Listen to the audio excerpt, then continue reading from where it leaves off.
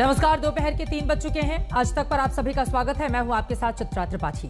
Corona महामारी के बाद अब एक नई महामारी तबाही मचा रही है। ब्लैक फंगस तेजी से देश में पैर पसार रहा है। 10 राज्यों ने इसे महामारी घोषित कर दिया है।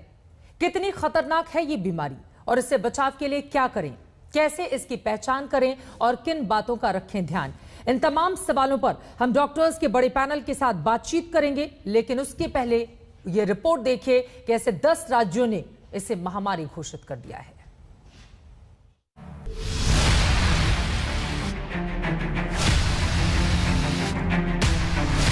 हमारी इस लड़ाई में अभी इन दिनों ब्लैक फंगस की एक और नई चुनौती भी सामने आई है।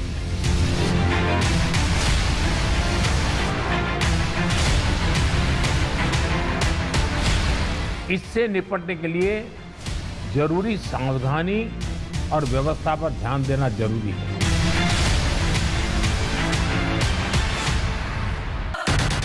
कोरोना गया नहीं कि एक नई महामारी आ गई। पूरे देश पर अब ब्लैक फंगस ने हमला बोल दिया है। ये नई बीमारी कितनी भयानक है कि जिस अंग को शिकार बनाया उसे बेकार कर देती है। आंखों पर हमला हुआ तो उसे निकालने तक की नौबत आ रही है। कुछ मामलों में तो जान भी चली जाती है।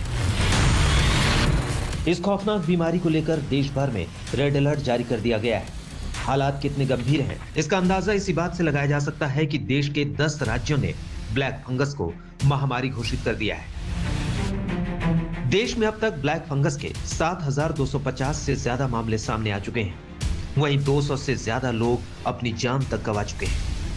ये वो 10 राज्य हैं जिन्होंने इस महामारी को घोषित कर दिया है। राजस्थान, गुजरात, हरियाणा, पंजाब, केंद्र शासित प्रदेश चंडीगढ़, उत्तर प्रदेश, असम, ओडिशा, तेलंगाना और तमिलनाडु।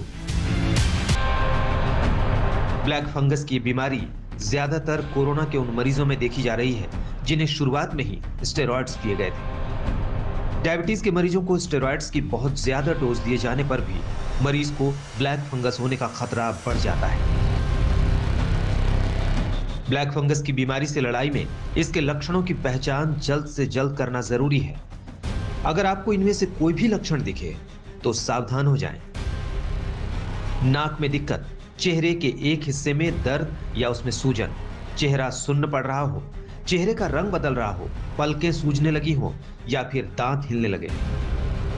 अगर पहले ही स्टेज में इस बीमारी का पता लगा लिया जाए तो इसका इलाज संभव है।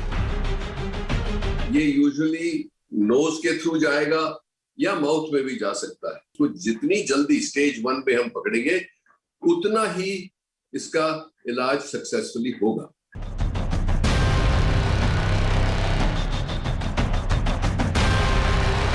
दो 3 राज्यों में व्हाइट फंगस के मामले भी सामने आए हैं।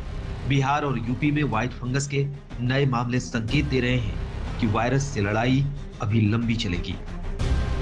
दिल्ली में अनीशा माथुर के साथ आज तक ब्यूरो। पहले कोरोना की पहली लहर, उसके बाद दूसरी लहर, फिर ब्लैक फंगस, व्हाइट फंगस।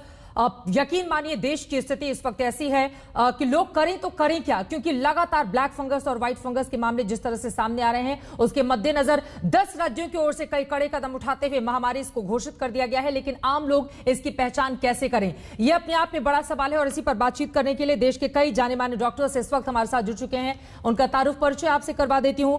इस वक्त हमारे साथ डॉक्टर चंद्रकांत लहरिया जी, जो कि एपिडेमियोलॉजिस्ट हैं और इन्फेक्शन डिजीज स्पेशलिस्ट हैं, वो जुड़े हुए हैं। डॉक्टर राहिल चौधरी, जो कि आई सर्जन हैं, वो हमारे साथ लाइव हैं।